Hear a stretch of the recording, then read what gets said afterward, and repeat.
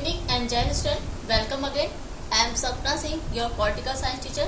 Today we discuss class 11 chapter 2 rights in Indian Constitution. It's your revision part. Firstly, what is a rights?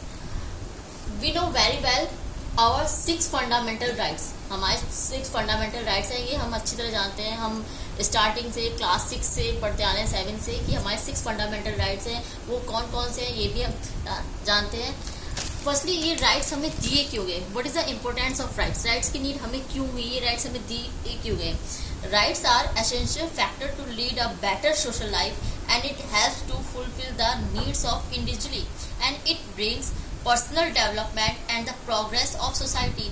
हमारे personal development के लिए, एक अच्छी life को better जीने के लिए हमें राइट्स दिए गए हैं. हमारे फंडामेंटल राइट्स सबको दिए गए हैं. And the democratic government will ensure the equal rights to its people और its citizen without any discrimination. कोई किसी को किसी बेस पर डिस्क्रिमिनेट ना कर पाए, किसी के साथ कोई बैड बिहेवियर ना हो पाए, सबको इक्वल डेवलपमेंट हो. इस रीजन से हमें फंडामेंटल राइट्स दिए गए. जो राइट्स हमें दिए गए हैं हमारे कॉन्स्टिट्यूशन बनने के लिए, हमारे कॉन्स्टिट्यूशन के बनने के बाद हमें राइट्स प्रदान किए. लेकिन इसके बारे में जो बातें थी वो बिफोर इंडिपेंडेंट ही स्टार्ट हो चुकी थी, यानी आज़ादी से पहले ही इसकी मांग हो चुकी थी. और उसकी मांग किसने की थी? Motilal Nehru, the father of the Pandit Nehru ji के, जवाहरलाल नेहरू जी के फादर मोतीलाल नेहरू जी ने इसकी मांग 1928 में ही कर दी थी कि जितने भी इंडियन सिटीजन्स हैं उनको उनके राइट्स दिए जाने चाहिए, जिससे उनके साथ कुछ गलत ना हो सके.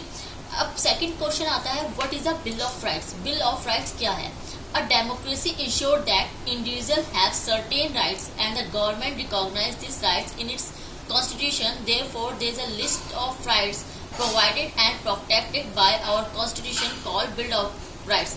जो राइट्स हमारे कॉन्स्टिट्यूशन में राइट हैं, लिखे गए हैं, ले डाउन है, जो लिस्ट ऑफ राइट्स है वही बिल ऑफ राइट्स कहलाता है.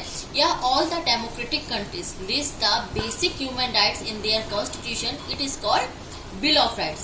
A Bill of Rights prohibits government from acting against the rights of citizen and ensure a remedy of rights or violated. Rights 2 types के होते हैं, fundamental rights and secondly ordinary rights. Ordinary rights यानी ऐसे rights जिनको easily change करा जा सकता है सिंपल लॉ से भी, वो ordinary rights कहलाते हैं. And fundamental rights जो हमें कॉन्स्टिट्यूशन ने हमारे दिए हैं, प्रदान किए हैं, वो फंडामेंटल राइट्स हैं, जिनको अगर कोई वायलेट करता है तो कोई भी गवर्नमेंट, कोई भी पावरफुल पर्सन अगर उनको वायलेट करता है तो हम उसके अगेंस्ट में रिट डाल सकते हैं कोर्ट में. हमारे 6 फंडामेंटल राइट्स हैं. और कौन कौन से हैं? फर्स्टली राइट टू इक्वालिटी, जो आर्टिकल 14 to 18 एक्सप्लेन करे गए हैं. सेकेंड है राइट टू फ्रीडम, जो आर्टिकल 19 to 22 है. थर्ड है right against exploitation, article 23 to 24, and right to freedom of religion, article 25 to 28, and cultural and education rights, article 29 to 30, and rights to constitutional remedies, article 32. What is a right to equality? Right to equality जो word है इससे पता चल रहा है, बराबरी का जो अधिकार हमें दिया है, इसमें क्या क्या चीजें हमें इक्वालिटी में दी गई हैं. फर्स्टली आर्टिकल 14 में दिया गया है equality before law, equal protection of law, यानी जो लॉ है वो सबके लिए इक्वल होगा.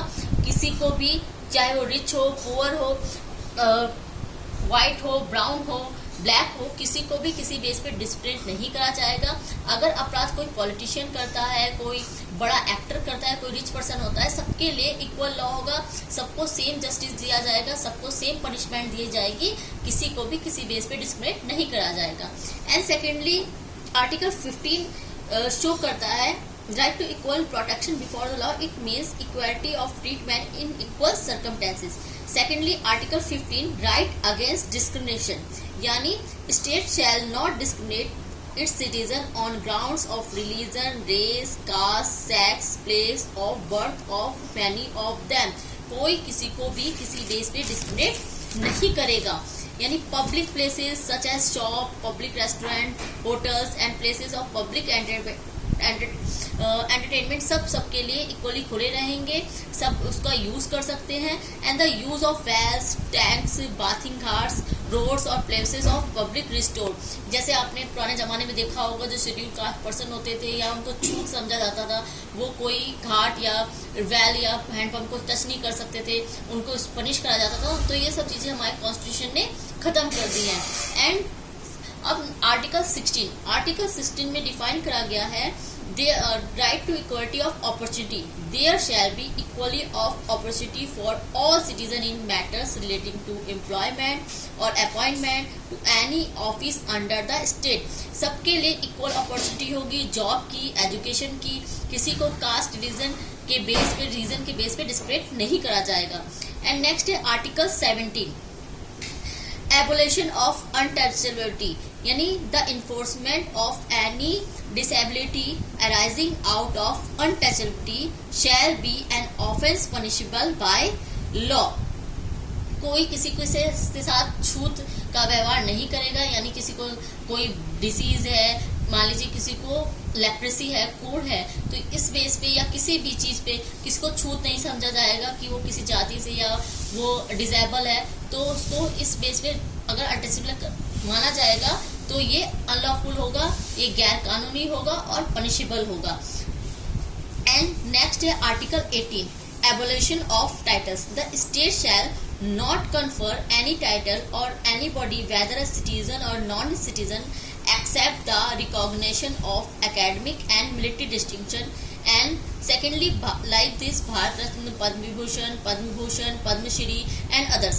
कोई किसी को कोई उपाधि से नहीं दी जाएगी। जो नेशनल आइडेंटिटी दी जाएगी वो कुछ ही पर्सन को, जो मतलब सिविल सर्विस से अटैच हैं या पॉलिटिशियन लाइक पीएम है, सीएम है, उनके लिए ही दी जाएगी और किसी को कोई उपाधि नहीं दी जाएगी।